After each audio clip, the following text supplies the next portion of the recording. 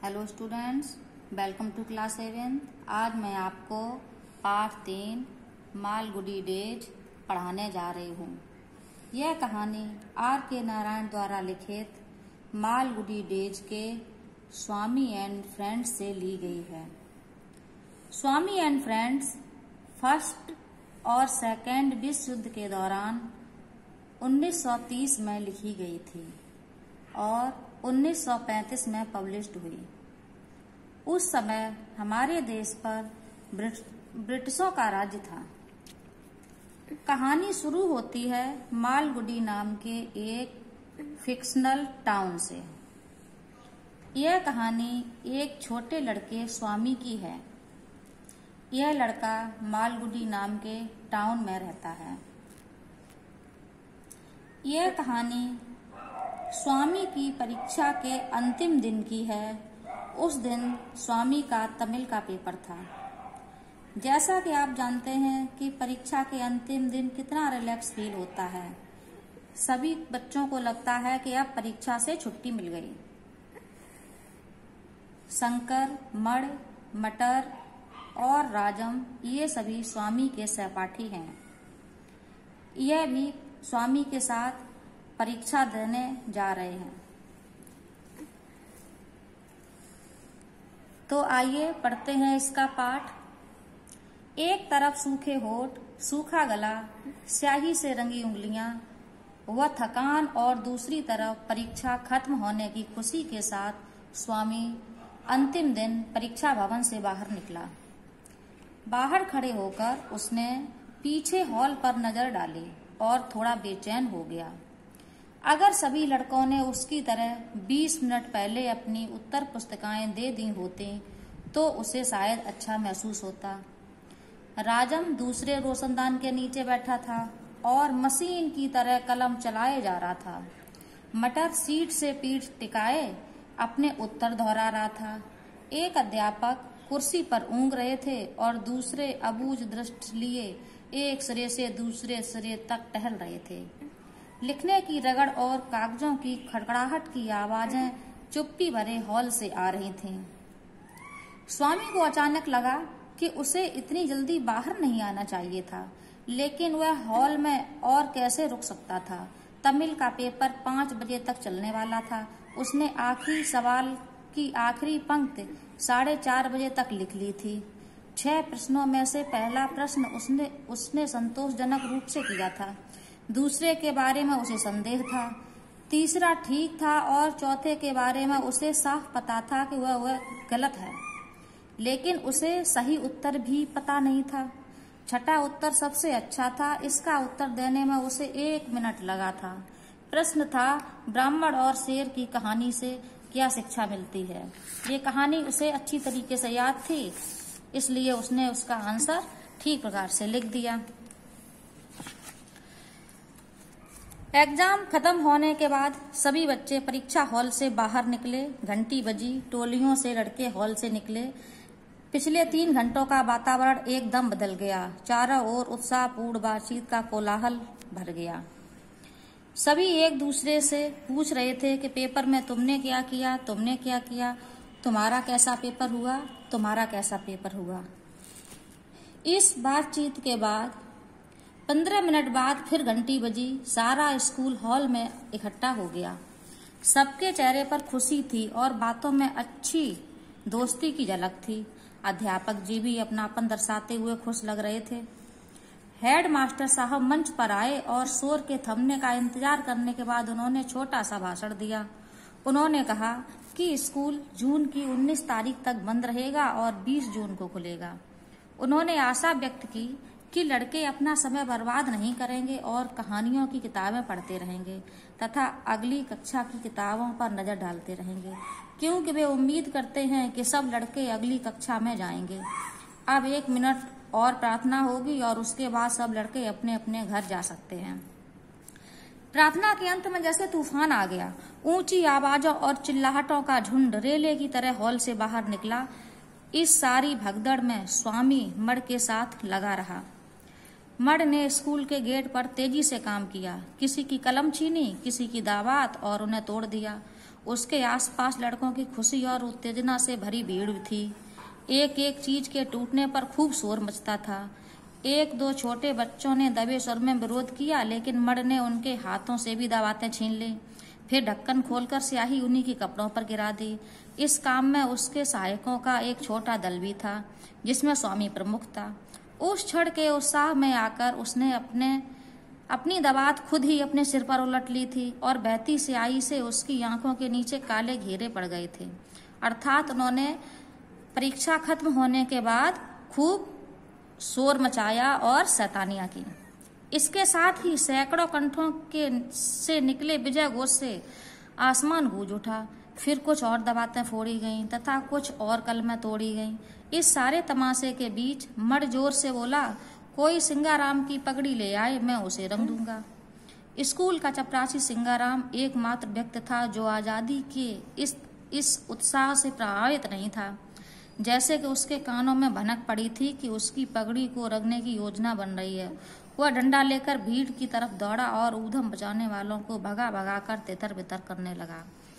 ये था आपका पाठ। आपका पाठ पूरा हुआ। पाठ को सभी पढ़ेंगे और पढ़ने के बाद जो इसके रंगीन शब्द दिए गए हैं, इन्हें एक नोटबुक पर बार बार लिखने का अभ्यास करेंगे। चैप्टर के लास्ट में जो शब्दार्थ दिए गए हैं, ये हिंदी की फेयर नोटबुक पर लिखेंगे। धन्यवाद। Hello student, welcome back to class 7th। आज मैं आपको पाठ 3 मालगुडी डेज के प्रश्नोत्तर लिखाने जा रही हूँ। हेडिंग डालिए, निम्नलिखित प्रश्नों के उत्तर लिखिए। हेडिंग को अंडरलाइन कीजिए। लिखिए पहला प्रश्न, परीक्षा हॉल से निकलकर स्वामी बेचैन क्यों हो उठा? इसका आंसर लिखिए। परीक्षा हॉल से निकलकर स्वामी ने जब दूसरे लड़कों को परीक्षा हॉल में बैठकर लिखते हुए देखा तो वह बेचैन हो उठा। नेक्स्ट क्वेश्चन लिखिए, ब्राह्मण और शेर की कहानी से क्या सीख मिलती है? इसका आंसर लिखिए। ब्राह्मण और शेर की कहानी से हमें यह सीख मिलती है कि हमें लालच नहीं करना चाहिए। लालच के कारण हमें अपने प्राण भी गंवाने पड़ सकते हैं। नेक्स्ट क्वेश्चन लिखिए, हेड मास्टर साहब ने मंच पर आकर क्या कहा? इसका आंसर लिखिए। हेड मास्टर साहब ने स्कूल बंद होने तथा अवकाश के बाद खुलने के बारे में बताया। उन्होंने आशा व्यक्त की कि लड़के अपना समय बर्बाद नहीं करेंगे और कहानियों की किताबें पढ़ते रहेंगे। आशा है कि सभी लड़के अगली कक्षा में जाएंगे। नेक्स्ट क्वेश्चन, बच्चों ने किस प्रकार हुड़दंग मचाया? इसका आंसर लिखिए। लड़कों का झुंड रेले की तरह शोरगुल करता बाहर निकला, जैसे कि तूफान आ गया हो। एक दूसरे की कलम छीनी गई, दबातें तोड़ी गईं, स्याही कपड़ों पर गिरा दी गई। सभी लड़कों ने खूब हुड़दंग मचाया। नेक्स्ट क्वेश्चन लिखिए, सिंगाराम कौन था और उसने क्या किया? इसका आंसर लिखिए। सिंगाराम स्कूल का चपरासी था। वह डंडा लेकर लड़कों की भीड़ की तरफ दौड़ा और ऊधम मचाने वालों को भगा भगा कर तितर बितर करने लगा। ये प्रश्न आपके पूरे हुए। एक्सरसाइज देखिए। क्वेश्चन सेकंड, सही उत्तर पर सही का निशान लगाइए। तो देखिए, क हेड मास्टर साहब ने मंच पर क्या किया? 3 ऑप्शन है आपके पास, इनाम, भाषण, मिठाई। इसमें से कौन सा सही है? भाषण।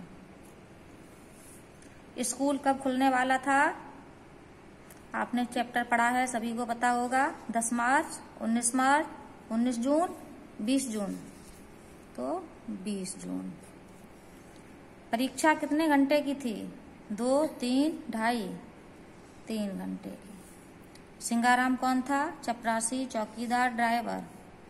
चपरासी। थर्ड क्वेश्चन है, किसने किससे कहा? वहां सोना वहां कहाँ था?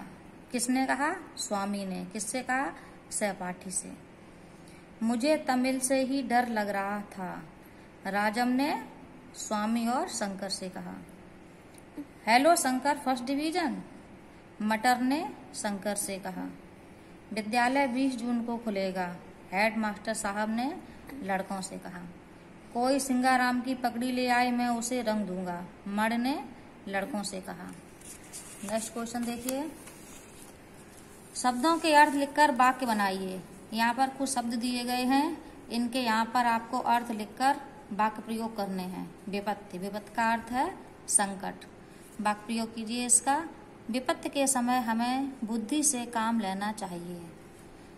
सेकंड है आपत्ति, आपत्ति का अर्थ है ऐतराज, इसका वाक्य प्रयोग कीजिए। अध्यापक ने उत्तर पूछने पर आपत्ति की। थर्ड है उत्साह, उत्साह का अर्थ है जोश, सभी छात्रों में उत्साह था। नेक्स्ट है घोष, घोष का अर्थ है गर्जना, सैकड़ों कंठों के विजय घोष से आसमान गूंज उठा।